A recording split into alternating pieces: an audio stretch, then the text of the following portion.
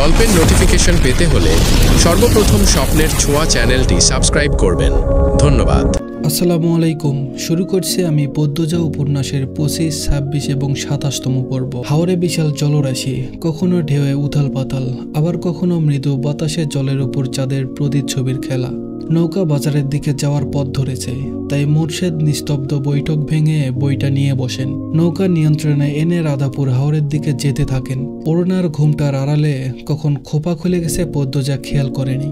হেমলতা খেয়াল করেন পদ্মজার চুল হাওরের জলে ডুবে আছে। তিনি মৃদু স্বরে পদ্মজাকে বললেন, চুল ভিজে যাচ্ছে পদ্ম। পদ্মজা দ্রুত সামলে নিল, খোপা করে ঘুমটা টেনে নিয়ে বলল, কখন খুলে গেছে খেয়ালই করিনি। অনেকক্ষণ কেউ কোনো কথা বলল না। হেমলতা চাঁদের দিকে তাকিয়ে আছেন এক মনে। পদ্মজা ডাকলো, আম্মা। হেমলতা অশ্রু ভরা চোখে তাকালেন। পদ্মজা কিছু বলার আগেই তিনি বললেন, পূর্ণা, গল্প শুনবি? পূর্ণা গল্প বলতে পাগল, সে গল্প শুনতে খুব ভালোবাসে। খুশিতে বাকবাকুম হয়ে বলল, শুনবো। হেমলতা বলল, কষ্টের গল্প কিন্তু। পূর্ণা বলল, গল্প হলেই হলো। হেমলতা হাসেন। পদ্মজা নড়ে চড়ে বসে। সে আন্দাজ করতে পারছে তার মা কোন গল্প বলবে। হেমলতা দুহাতে জল নিয়ে মুখ ধুয়ে নেন। এরপর একবার মসজিদের দিকে তাকিয়ে হাসেন। পিছন ঘুরে বসে প্রশ্ন করেন, মুখ না দেখে গল্প শুনতে ভালো লাগবে? পূর্ণা মুখ গোমরা করে না বলতে যাচ্ছিল। পদ্মজা এক হাতে খপ করে ধরে আটকে দিল। মাকে বলল, সমস্যা নেই আম্মা, যেভাবে ইচ্ছে বলো। হেমলতা বড় করে দম নিয়ে বলা শুরু করলেন, আমার আব্বার প্রথম স্ত্রী মারা যায় অল্প বয়সে। আব্বা প্রাইমারি স্কুলের শিক্ষক ছিলেন, একজন বুদ্ধিমান উদার মনের মানুষ ছিলেন। আম্মাকে যৌতুকের জন্য ধাক্কা মেরে বের করে দিল তার প্রথম স্বামী। মুখে তালাক দিল। বাপের সংসারে এসে সমাজের তোপের মুখে পড়তে হয় আম্মাকে। আব্বার উদার মন, অবলা, অসহায় আম্মাকে বিয়ে করার সিদ্ধান্ত নেন। তিনি আমার নানার কাছে প্রস্তাব রাখেন। নানা সনন্দে রাজি হয়ে যান। রাজি হবেন নাই বা কেন? স্বামীর ঘর থেকে বের করে দেওয়া অবিবাহিত নারীকে কেই বা বিয়ে করতে চাই? আম্মা আবার বিয়ের বছর দেড়েক হতেই হানিয়াপার আগমন। তার 2 বছরের মাথায় আমার আগমন ঘটে। পদ্মজা বলল, সেদিন নিশ্চয়ই গাছে গাছে ফুল ফুটেছে। শুনেছি আমার গায়ের রং দেখে আম্মা নাকি নাক কুঁচকেছিলেন। আমার বয়স যখন 3 মাস, আম্মার আগের স্বামী আম্মাকে ফিরিয়ে নিতে আসে। আব্বা তখন আর্থিক সংকটে ছিল, দিনে 2 বেলা খাওয়া সম্ভব ছিল না। বিপদে পাশে থাকা আমার আব্বাকে ছেড়ে 2 বছরের এক মেয়ে আর 3 মাসের এক মেয়েকে ছেড়ে স্বার্থপর মা পালিয়ে গেল প্রথম স্বামীর কাছে। আব্বা ছোট ছোট 2 মেয়েকে নিয়ে মাঝ নদীতে পড়েন, কিন্তু আল্লাহ সহায় ছিলেন। আব্বার ফুপু চলে আসেন আমাদের কাছে, আবার আমার দায়িত্ব নেন। হুট করে আব্বার আর্থিক অবস্থা উন্নতি হতে থাকে, গৃহস্থিতে রহমত ঝরে পড়ে। 5 বছর পর আম্মা ফিরে আসে বিধ্বস্ত অবস্থায়। ফর্সা মুখ মারের চোটে দাগে দাগে বিশ্রী হয়ে গেছে।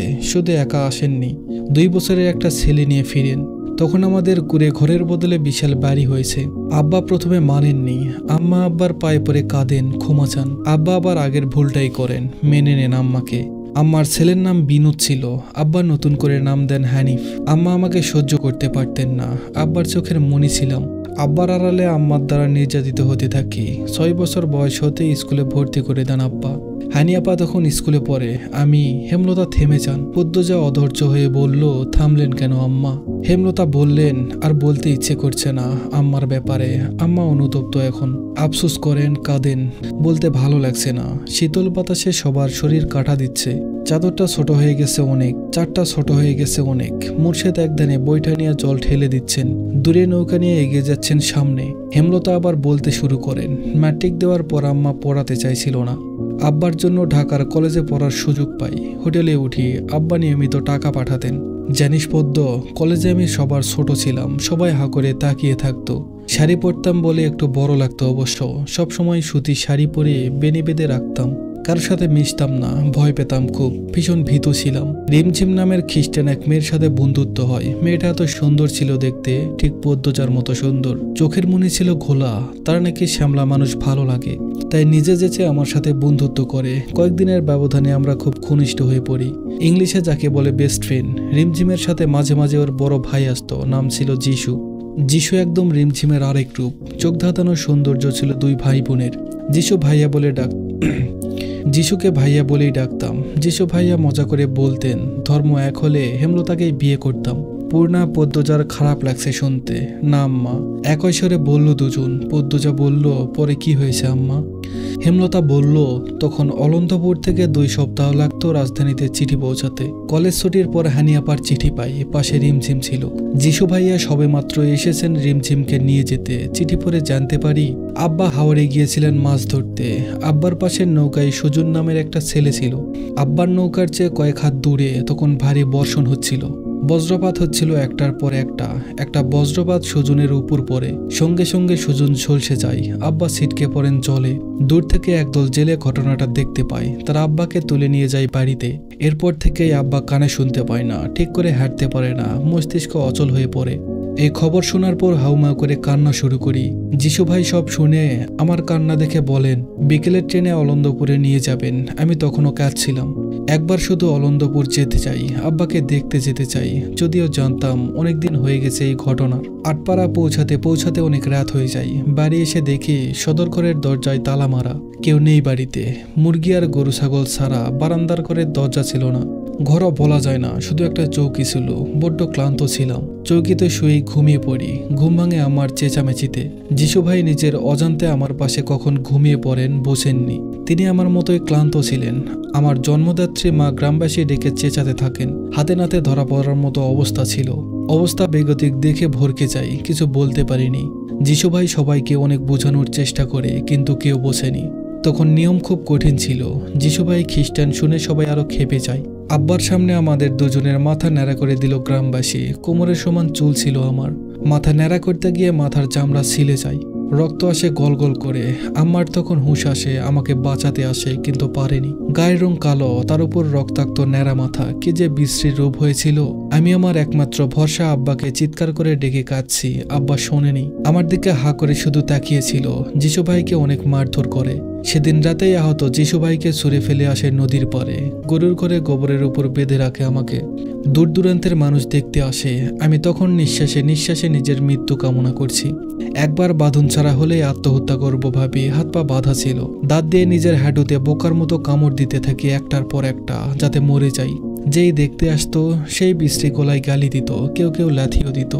রাধাপুরের হারুন রশিদ আছে না, ওনার আব্বা তখন অলন্দপুরের মাতব্বর ছিলেন। ওনার গোয়াল ঘরে বন্দি ছিলাম। 2 দিন পর আমাকে ছাড়া পেয়ে ইচ্ছে হচ্ছিল গলায় কলসি বেঁধে ছুটে গিয়ে নদীতে ঝাঁপ দেই, কিন্তু পারিনি।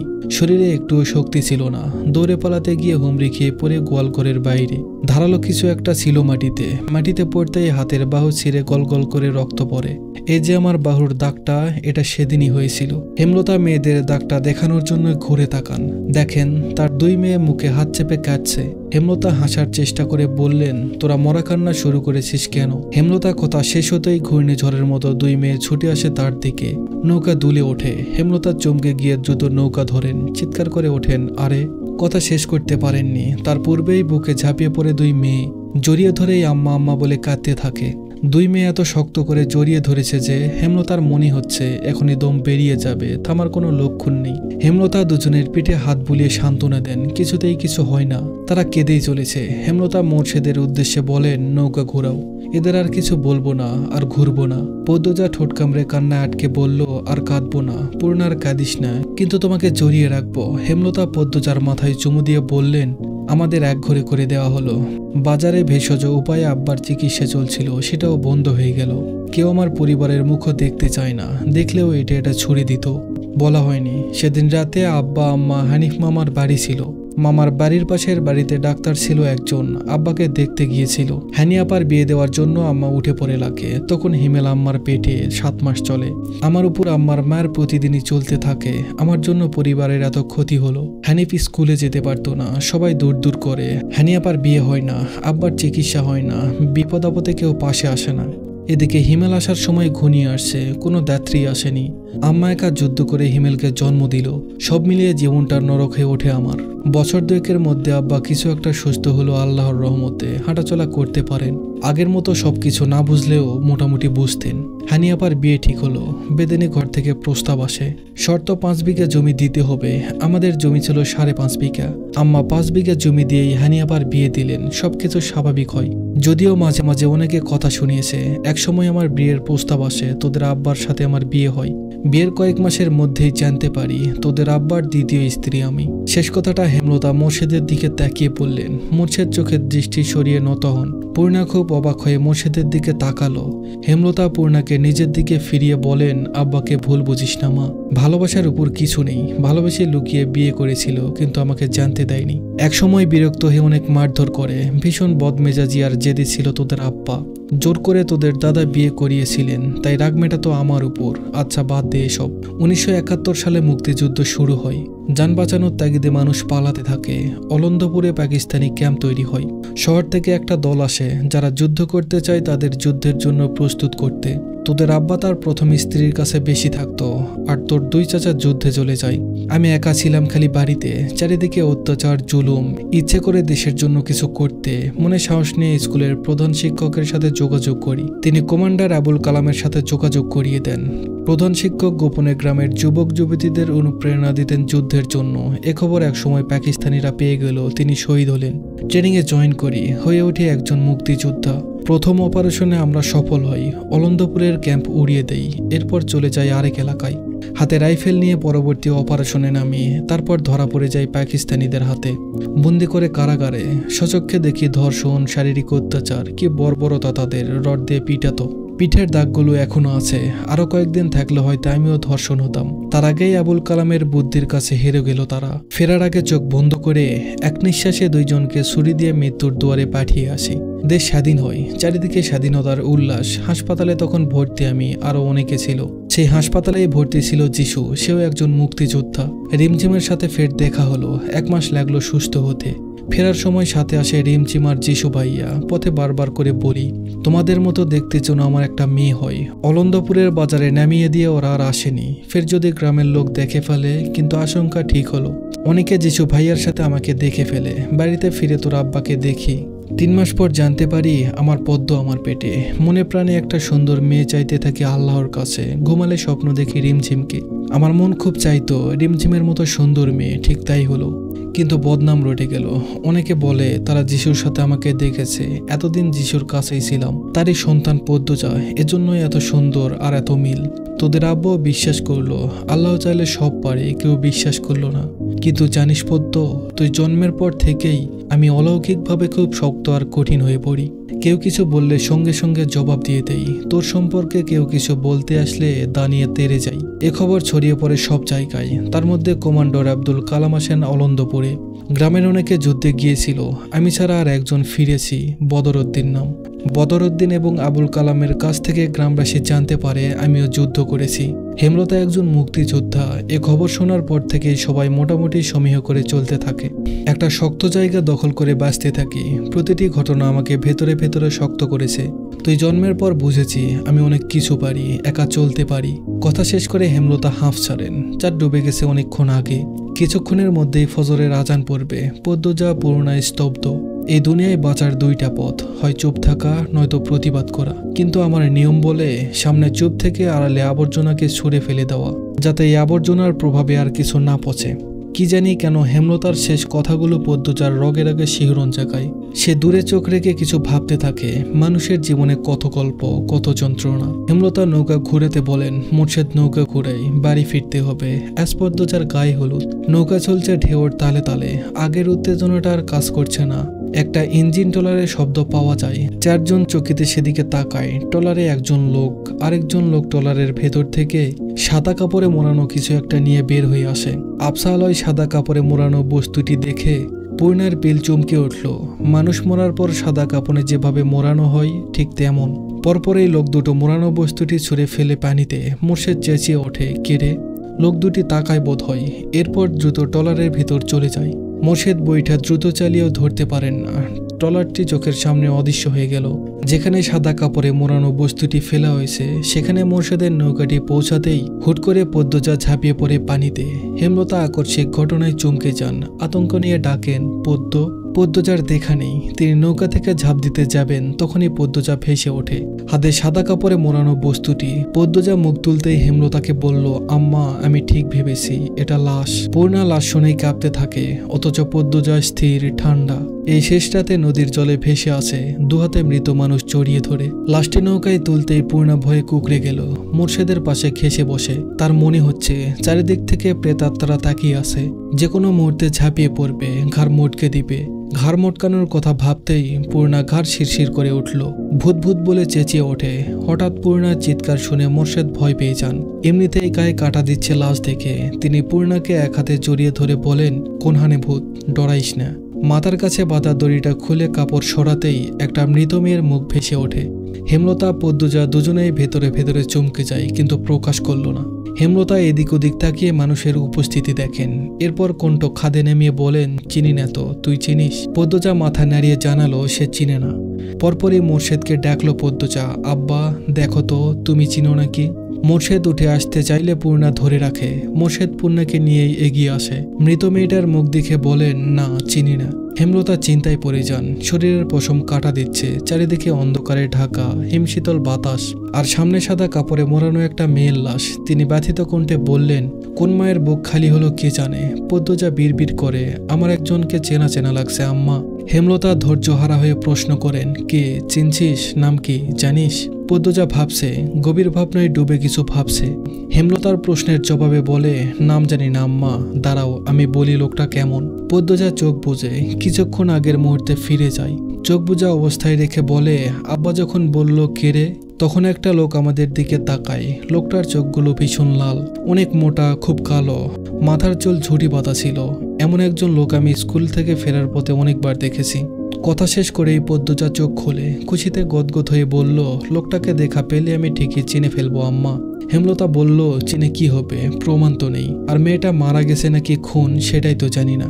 পদ্মজা বলল, প্রমাণ নেই তা ঠিক, কিন্তু মেয়েটা খুন হয়েছে আম্মা, এই দেখো। মেয়েটার গলায় কত দাগ, আর পেটের কাছে দেখো রক্তের দাগ। নদীর পানি পুরোটা রক্ত মুছে দিতে পারেনি। হেমলতা অবাক হয়ে পদ্মজার কথা মতো খেয়াল করে দেখেন, সত্যিই তো। তিনি বিস্ময় নিয়ে বলেন, একটার পর একটা খুন, হানিফের পর প্রান্তের বাপ, এরপর এই মেয়ে। আমি বুঝে উঠতে পারছি না কে বা কারা এমন করছে। পদ্মজা বলল, ওই লোকটা দেখা যদি আরেকবার পাই, আমি ঠিক এই রহস্য বের করবো আম্মা। মৃত মেয়েটার মুখে কাপড় দিয়ে ঢেকে দিল পদ্মজা।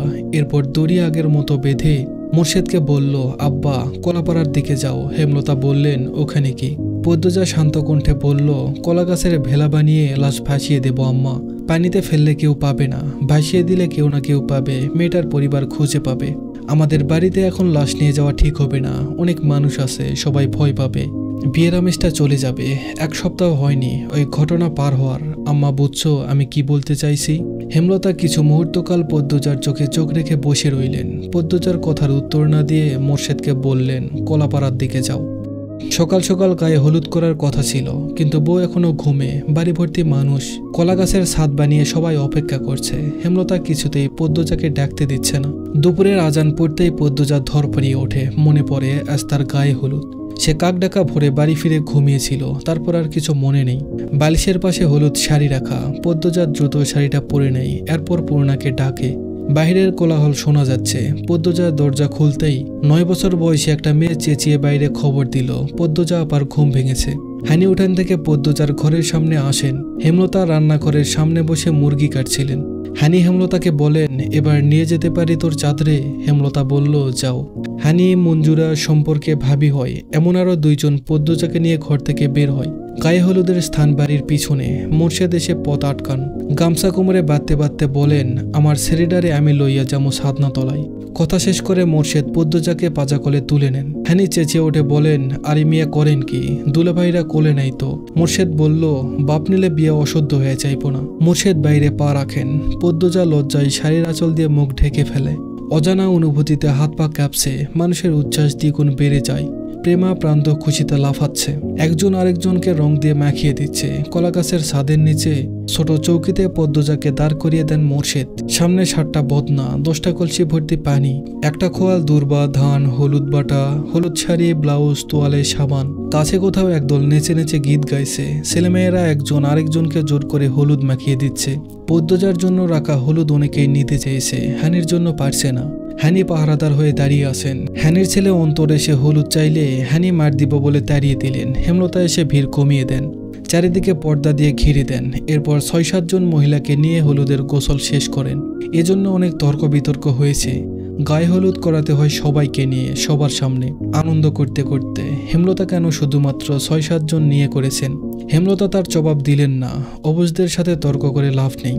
গোসল শেষ করে মসলিন কাপড়ে হলুদ শাড়ি পরানো হয় পদ্মজাকে। কানের কাছে মঞ্জুরা গুনগুন করে কাঁদছেন। পদ্মজা শুনতে ভালো লাগছে না। বিয়ে হলে নাকি 1 সপ্তাহ আগে থেকে কান্নাকাটি শুরু হয়। গায়ে হলুদের দিন আত্মীয়রা কাদায় গড়াগড়ি করে কাঁদে, অথচ পদ্মজা হেমলতা শান্ত। পদ্মজাকে গায়ে হলুদের খাবার দেওয়া হয়, বিশাল এক থালা, তাতে কয়েক রকমের পিঠা, আস্ত একটা মুরগি, পোলাও, শাক। পদ্মজা খাওয়ার আগেই অন্যরা কেড়ে নিয়ে যায় সব। ভিড় কমতেই হেমলতা আলাদা করে প্লেট করে ভাত আর হাঁসের মাংস নিয়ে আসেন, নিজের হাতে খাইয়ে দেন। খাওয়ার মাঝে পদ্মজার মনে পড়ে মঞ্জুরা তখন বলেছিল, বিয়ের পর মেয়েরা পর হয়ে যায়, মা বাবা পর হয়ে যায়, স্বামী আর স্বামীর বাড়ি সব। মা বাপের সাথে দেখা করতেও তাদের অনুমতি লাগে। পদ্মজা হেমলতার দিকে তাকিয়ে ভাত চিবোয়। হেমলতা খেয়াল করেন পদ্মজা তার দিকে হা করে তাকিয়ে আছে, চোখের পলকই ফেলছে না, চোখে জল চিকচিক করছে। তিনি পদ্মজাকে বলেন, খাওয়ার সময় কাঁদতে নেই। পদ্মজা ফোপাতে থাকলো, ফোপাতে ফোপাতে খাবার শেষ করে চোখের জলে বুক ভিজে একাকার। হেমলতা ঘরের বাইরে এসে হাতের উল্টো পাশ দিয়ে চোখের জল মুছেন। কি যে যন্ত্রণা হচ্ছে বুকে। কাঁদতে পারলে বোধহয় ভালো হতো, কিন্তু কাঁদার সময় কোথায়? সবার সামনে যে তিনি আর কাঁদতে পারবেন না। ভিড় কমলে কাঁদবেন, অনেক কাঁদবেন, জীবনে শেষবারের মতো কাঁদবেন। এরপর আর কখনো কাঁদবেন না, কোনোদিনও না। পদ্মজার দোহাতে গাছের মেহেদি লাগানো হচ্ছে। উঠানে বড় চৌকিতে রেখে চারিদিকে রঙিন পর্দা টাঙানো হয়েছে। কাগজের ফুল মাথার উপর ঝুলানো, চারিদিকে ঘিরে মেয়েরা। সামনের খালি জায়গায় চলছে নাচ। তখন উপস্থিত হয় হাওলাদার পরিবার, লাবণ্য, রানী এবং তাদের আত্মীয়। সাথে নিয়ে এসেছে বইয়ের বেনারসি গহনা। হ্যানি ছুটে এসে সবার আপ্যায়নের ব্যবস্থা করেন। শেষে বাড়িতে ঢোকে আমির। বিয়ের আগের দিন রাতে বরের আগমন সবাইকে খুব হাসালো। কেউ কেউ বলল, এত সুন্দর বউ দূরে রাখা তার আর তর সইছে না, তাই চলে এসেছে। আমির সেসব পাত্তা দিল না, সোজা হেমলতার কাছে গেল। গিয়ে বলল, আম্মা, পদ্মজার সাথে একটু কথা বলতে চাই। আমিরের অকপট অনুরোধ। হেমলতা ভীষণ অবাক হয়ে তাকিয়ে থাকেন আমিরের দিকে। এমন ছেলে তিনি দুটো দেখেননি। আমির আবার বলল, বেশিক্ষণ না, একটু সময়। আমিরের কণ্ঠ পরিষ্কার, অথচ মাথা নিচু। পরিবারের ভালো শিক্ষাই পেয়েছে, তবে লাজ লজ্জা একদমই নেই। হেমলতা মৃদু হেসে বলেন, ঘরে গিয়ে বসো, পদ্মজা আসছে। আমির হেমলতার পাশে সালাম করে পদ্মজার ঘরের দিকে চলে গেল। হেমলতা পদ্মজাকে ডেকে নিয়ে আসেন, বলেন, আমির কথা বলতে চাই। ব্যাপারটা লোকচক্ষুর, কিন্তু না তো করা যায় না, কোনো বিশেষ দরকার হয়তো। পদ্মজা ঘরের সামনে এসে থমকে দাঁড়ায়, পিছনে ফিরে তাকায়। হেমলতা ইশারায় যেতে বলেন। পদ্মজা ঘরে ঢুকে ডাগর ডাগর চোখ মেলে আমিরের দিকে তাকায়। আমিরকে খুব ক্লান্ত দেখাচ্ছে, মনে হচ্ছে কিছু নিয়ে খুব চিন্তিত।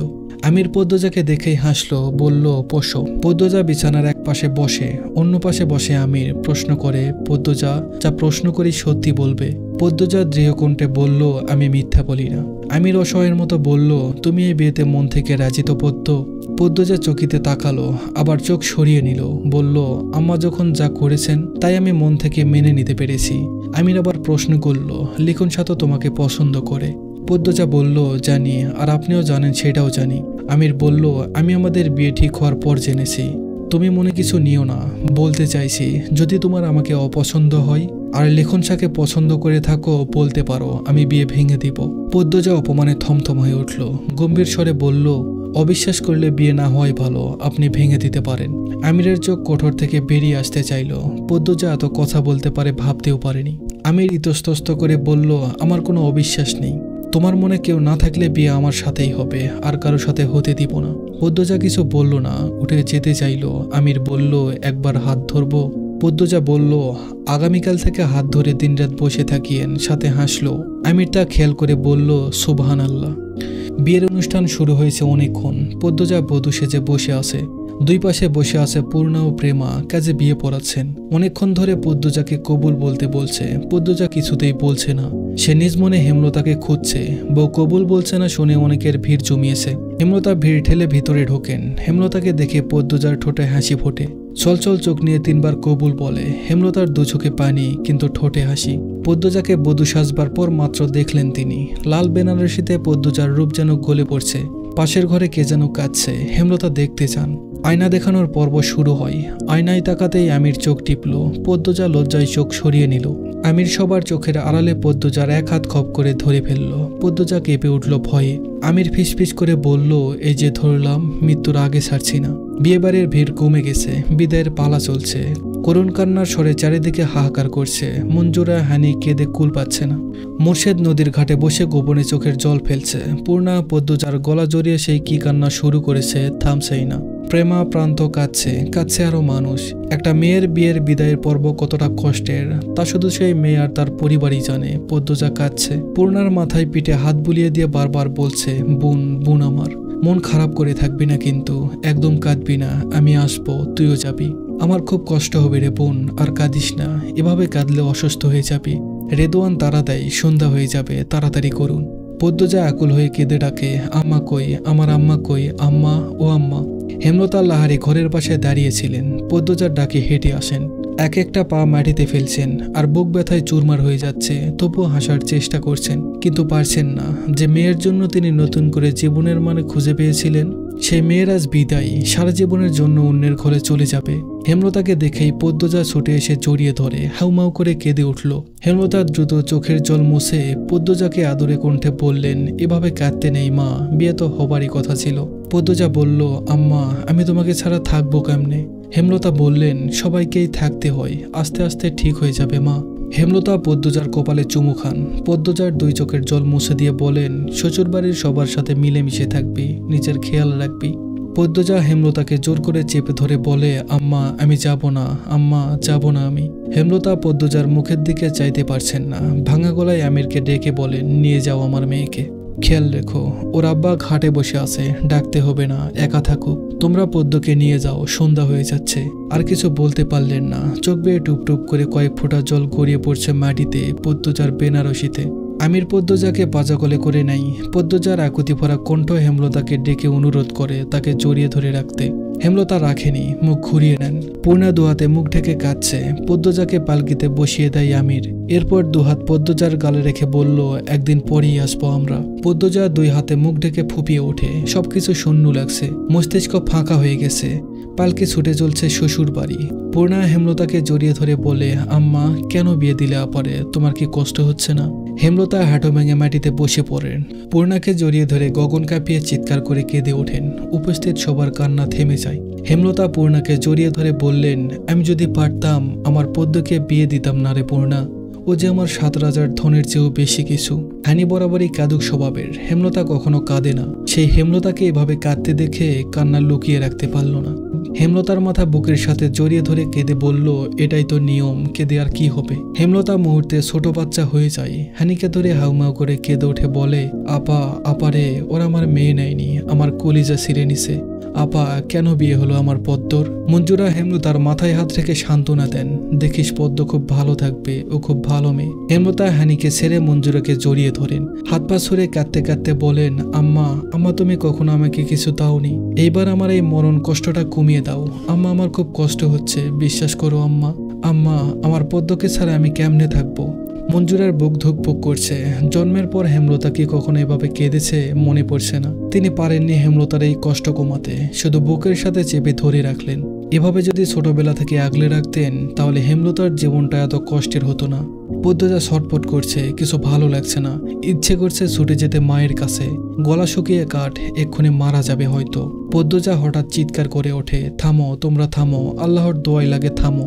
পালকি থেমে যায়। পদ্মজা পালকি থেকে মাটিতে পা রেখেই মোড়ল বাড়ির দিকে ছুটতে থাকলো। কেউ আটকে রাখতে পারেনি। সবাইকে ধাক্কা দিয়ে দূরে ঠেলে ছুটে চলছে সে মায়ের বুকে। আমির শুধু চেয়ে রইল। সন্ধ্যা নামার পূর্ব মুহূর্তে একটা লাল বেনারসি পরা অপরূপ সুন্দরী মেয়ে ছুটছে, দেখতেও ভালো লাগছে। পদ্মজার কণ্ঠে আম্মা ডাকটি হেমলতার অস্তিত্ব মুড়িয়ে দিয়ে গেল। হেমলতা থমকে গিয়ে তাকান। উঠে দাঁড়াতে প্রস্তুত হতেই পদ্মজা ঝাঁপিয়ে পড়ে হেমলতার বুকে। হেমলতার টাল সামলাতে না পেরে আবার মাটিতে বসে পড়েন।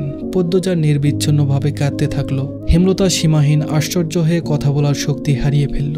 নির্বাক স্তব্ধ হয়ে পদ্মজার কান্না অনুভব করেন। কান্নার ধমকে পদ্মজার শরীর ঝাঁকি দিচ্ছে বারংবার। পূর্ণা পদ্মজাকে পিছন থেকে জড়িয়ে ধরে বলল, আর যাবে না আপা? পদ্মজা অনুরোধ স্বরে হেমলতাকে বলল, আম্মা আমি যাব না। হেমলতার দু চোখ বেয়ে টপ করে জল পড়ছে। প্রতি ফোঁটা জল পদ্মজার বুকে সাইক্লোন, টর্নেডো, ঘূর্ণিঝড়, ভূমিকম্প সহ সব ধরনের দুর্যোগ বইয়ে দিচ্ছে। হেমলতা শক্ত করে জড়িয়ে ধরেন পদ্মজাকে। অশ্রুরুদ্ধ কণ্ঠে বলেন, কোথাও যেতে হবে না তোর। হেমলতার এমন কথা শুনে হ্যানি মঞ্জুরার মাথায় বাজ পড়ল। সে কি কথা? হেমলতা একবার যখন বলেছে তাহলে সত্যিই যেতে দিবে না, তাহলে মেয়ের বিয়ে দেওয়ার কি দরকার ছিল? হ্যানি শক্ত কিছু কথা শোনানোর জন্য প্রস্তুত হয়। তখনই হেমলতা পদ্মজাকে সরিয়ে দেন নিজের কাছে থেকে। চোখমুখ শক্ত করে কটকট কণ্ঠে বলল, এটা ঠিক হয়নি পদ্ম। এভাবে চলে আসা মোটেও ভদ্রতা নয়। আবেগকে এত প্রশ্রয় দিতে নেই। বিয়ে দিয়েছি, এবার শ্বশুর বাড়িতে যেতেই হবে। এই তো আমির এসেছে। হেমলতা হাত ছেড়ে মাটি থেকে উঠে দাঁড়ান। পদ্মজা হা করিয়ে তাকিয়ে আছে হেমলতার দিকে। চোখের পলকে কিরকম রূপ পাল্টে ফেলল। এই তো মাত্র কাঁদছিল। পদ্মজা নিজের চুল আঙ্গুলে পেঁচাতে পেঁচাতে হাসছে। তুষার রয়েসই প্রশ্ন করল, হাসছেন কেন? পদ্মজা নাটকীয়ভাবে ব্যথিত স্বরে বলল, আপনি কাঁদছেন তাই। তুষার দ্রুত চোখের জল মুছল। মৃদু হেসে বলল, কাঁদছি নাকি? পদ্মজা হঠাৎ গুনগুনিয়ে কাঁদতে শুরু করলো। তুষার জানতে চাইল, আপনি কাঁদছেন কেন? মুহূর্তে পদ্মজা দাঁত কেলিয়ে হেসে ওঠে। চোখের জল ঠোঁটে হাসি নিয়ে বলল, মন চাইল। আম্মা বলতেন যখন যা ইচ্ছে তাই করে ফেলতে, তাতে কারো ক্ষতি বা নিজের কোনো ক্ষতি না হলেই হলো। তুষার বলল, আপনার মায়ের খবরটা গতকাল শুনলাম। জানেন, সারা রাত ঘুমাতে পারিনি। পদ্মজা বলল, আপনার মনটা খুব নরম স্যার, কিন্তু কঠিন ভাব নিয়ে থাকেন আম্মার মতো। তুষার বলল, তারপর কি হলো? পদ্মজা চেয়ার ছেড়ে ফ্লোরে বসে পড়ল আর বলল, আর বলবো না। তুষার শ্বাসরুদ্ধকর কণ্ঠে বলল, কেন? পদ্মজা ঘাড়ে এক হাত রেখে ক্লান্ত ভঙ্গিতে বলল, এমনি। তুষার বলল, হেয়ালি করবেন না পদ্মজা, আপনি ছাড়া এই রহস্যের কিনারা অসম্ভব। আপনার পুরো গ্রাম আপনার বিপক্ষে। খুনের কারণে কেউ বলতে পারছে না। আমরা তদন্ত করেও কুল পাচ্ছি না। পদ্মজা চোখ গরম করে তাকায়, কটমট করে বলল, বলবো না মানে বলবো না। তুষার দ্বিগুণ গলা উঁচিয়ে বলল, তাহলে এতটুকু কেন বললেন? পদ্মজা বলল, আমার ইচ্ছে হয়েছে তাই। তুষার বলল, আপনার ইচ্ছাই সব হবে না। পদ্মজা বলল, যা খুশি করে নিতে পারেন। পরিস্থিতি বিগড়ে যাচ্ছে। পদ্মজা চোখ গরম করে তাকায়, কটমট করে বলল, বলবো না মানে বলবো না। তুষার দ্বিগুণ গলা উঁচিয়ে বলল, তাহলে এতটুকু কেন বললেন? পদ্মজা বলল, আমার ইচ্ছে হয়েছে তাই। তুষার বলল, আপনার ইচ্ছাই সব হবে না। পদ্মজা বলল, যা খুশি করে নিতে পারেন। পরিস্থিতি বিগড়ে যাচ্ছে। পরিস্থিতি সামলাতে তুষার দুই হাতে মুখ ঢেকে রাগ নিয়ন্ত্রণ করে। এরপর ধীর সুরে বলেন, দেখুন, আপনি যদি সব খুলে না বলেন, আমি আপনাকে আইনের হাত থেকে বাঁচাতে পারবো না, নির্দোষ প্রমাণ করতে পারবো না। আর আমার মন বলছে আপনি দোষ করতে পারেন না। পদ্মজা করুণ স্বরে বলল, সবসময় মন সঠিক বলে না। তুষার বলল, তাহলে বলছেন আপনি নির্দোষ না? পদ্মজা চোখ সরিয়ে নিল, হাসলো। কি যন্ত্রণা, কত কষ্ট সেই হাসিতে। চোখ ভর্তি জল নিয়ে আবার তাকালো তুষারের দিকে, বলল, আমি খুন করেছি। একই রাতে, একই প্রহরে, একই জায়গায়, একসাথে 5 জনকে। আপনার আইন যা শাস্তি দেয় আমি মাথা পেতে নিব। তুষার অধৈর্য হয়ে বলল, আপনার ফাঁসির রায় হবে পদ্মজা, আপনি বুঝতে পারছেন না। আমার আপনাকে বাঁচাতে ইচ্ছে করছে। পদ্মজা বলল, ওপারে যাওয়া আমার জরুরি, আমি সব রায় মেনে নিব। তুষার বলল, আমি মানতে পারবো না। কথাটা মুখ থেকে বের হওয়ার পর তুষার বুঝল সে অচেনা এবং ভয়ঙ্কর অনুভূতি নিয়ে খেলছে। পদ্মজার দিকে চেয়ে অপ্রস্তুত হয়ে পড়ে। পদ্মজা তুষারকে পরোক্ষ করে নিয়ে হাসে।